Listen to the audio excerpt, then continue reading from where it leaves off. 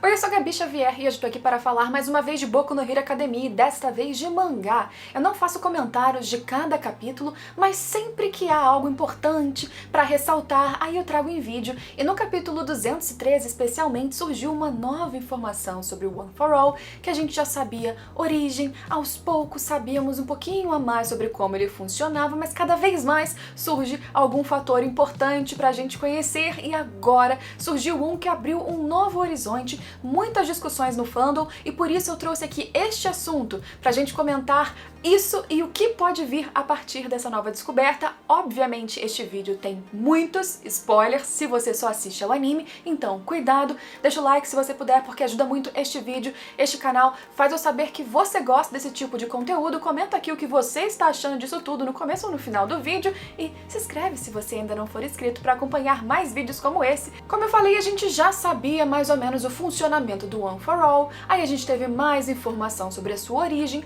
Deku já há algum tempo vem entrando em contato com os vestígios do One for All dentro dele, com lembranças dos portadores anteriores, alguns ainda aparecendo como sombras, não sabemos exatamente como ou quem eles foram, mas dessa vez no capítulo 213 a coisa atingiu um patamar muito maior. Horikoshi, o autor deste mangá, trouxe pra gente um fator extra sobre o One for All que realmente abriu um leque de opções para essa história que faz muitas pessoas do fandom aqui no Brasil, fora do Brasil e mesmo no Japão estarem ou muito hypados e empolgados com a quantidade de opções enormes que abriu para essa história continuar, para como o nosso herói principal, o Deku, será, e há também aqueles, é claro, que estão um pouquinho preocupados de repente Horikoshi perder a mão, Deku virar alguém super overpower, a história perder um pouco de sentido ou aumentarem os fillers. Vamos falar disso tudo, porque o que a gente descobriu agora sobre o One for All? Deku mais uma vez entrou em contato com o One for All após um momento de desespero, de descontrole, em que ele manifestou uma individualidade que aparentemente não seria parte do One for All, que ele nunca manifestou, que ele nunca viu, nem mesmo viu, por exemplo, o All Might utilizar. Lembrando que foram 8 portadores do One for All antes do Deku e o All Might ainda tá vivo. Do All Might anteriormente a gente só via aquela super força,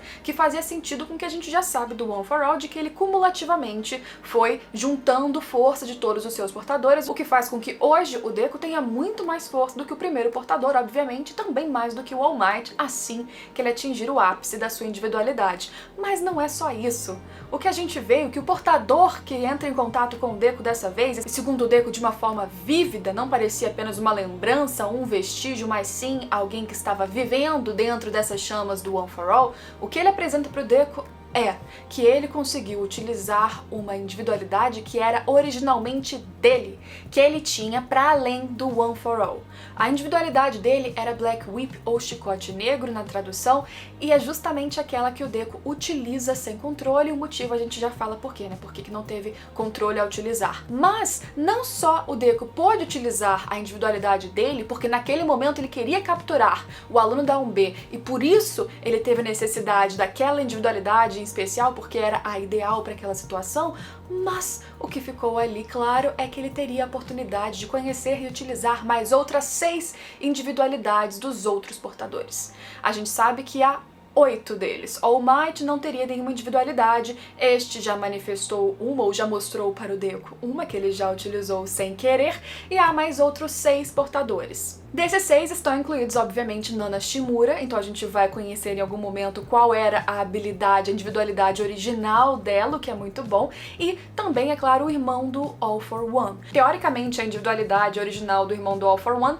era de transferir, né, poderes para outras pessoas, e aí isso juntou com o poder cumulativo que ele ganhou do seu irmão All for One. Então não sei se isso necessariamente será uma das 6 que o Deku vai utilizar, vai aprender em algum momento, que deve se estender, né, na história para que a coisa fique um pouquinho mais emocionante, ou se, por exemplo, algum dos outros portadores anteriores teria 2. Independente disso, o que ficou sendo muito discutido é que, obviamente, imagina só, o Deku já poderia ser o maior herói de todos, tendo um One for All mais forte do que foi o do All Might. All Might que derrotou, inclusive, quando estava ali já na sua queda, o All for One pela segunda vez. Mesmo que surja um vilão muito bom, o quanto esse vilão não tem que ser muito forte para derrotar, por exemplo, um Deku com um One for All muito forte, no seu máximo mais 6 ou 7, né, individualidades diferentes. Também entra a questão de que as individualidades não necessariamente serão ofensivas, como essa que ele utilizou, o chicote negro ou Black Whip.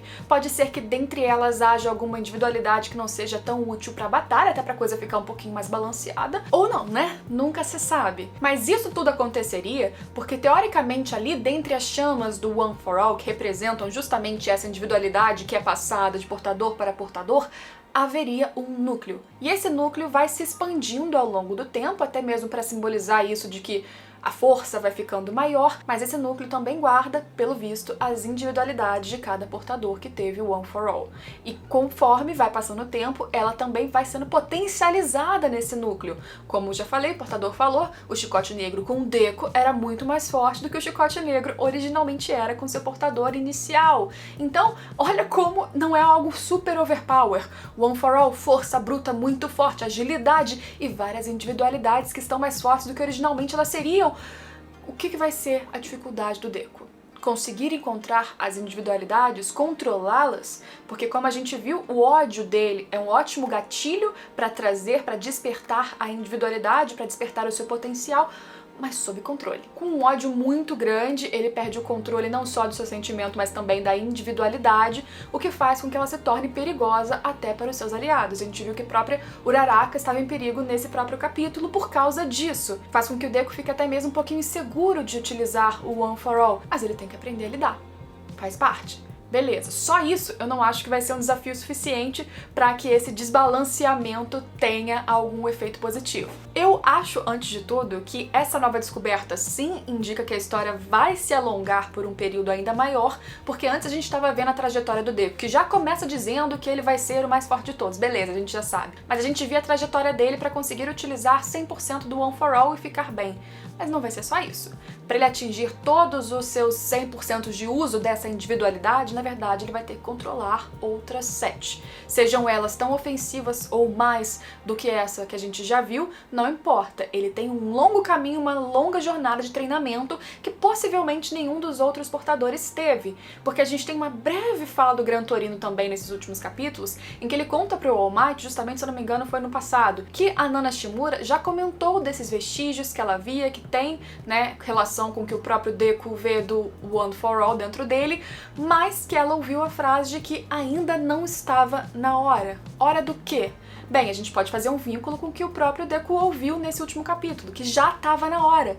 Possivelmente, então, a hora desse núcleo ter chegado num ponto que possibilitasse esse novo uso, essa nova habilidade para o portador do One for All, utilizar as individualidades anteriores dos portadores. É um upgrade muito grande. O que, por exemplo, que ele já pode fazer conseguindo controlar, ativar e controlar esse chicote negro junto da sua força. Ele vai se tornando muito forte. O que vai daí pra frente é realmente a jornada de alguém que vai ser impressionante. Espero que eles tragam um vilão que seja incrível para cada uma dessas etapas de crescimento dele. E que no momento final, que geralmente a gente pede uma batalha final, um grande confronto, que nessa hora também haja que seja um exército de grandes vilões ou um grande vilão que vai ser ali tão antagonista pro Deku como o All for One um dia foi pro All Might. Pelo menos é o que eu espero. Eu ainda estou acreditando nessa história. Pelo que eu vi na internet, os japoneses estão super mega hypados com a informação.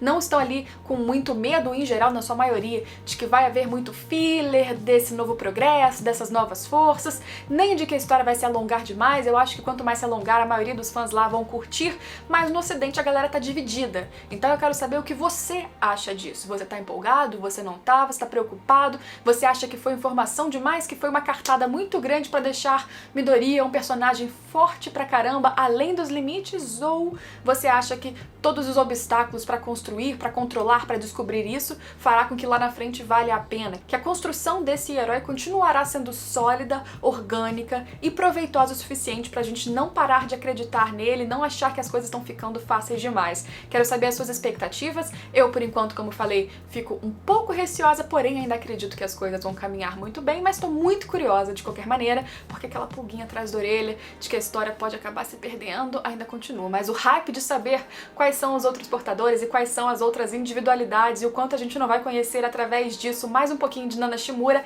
essa parte ainda tá me empolgando mais que qualquer preocupação que possa acontecer. Mas eu quero a sua opinião. Deixa aqui embaixo, por favor. Aproveita e deixa o seu like se você ainda não deixou, se inscreve no canal se você ainda não for inscrito e a gente se vê em todos os próximos vídeos.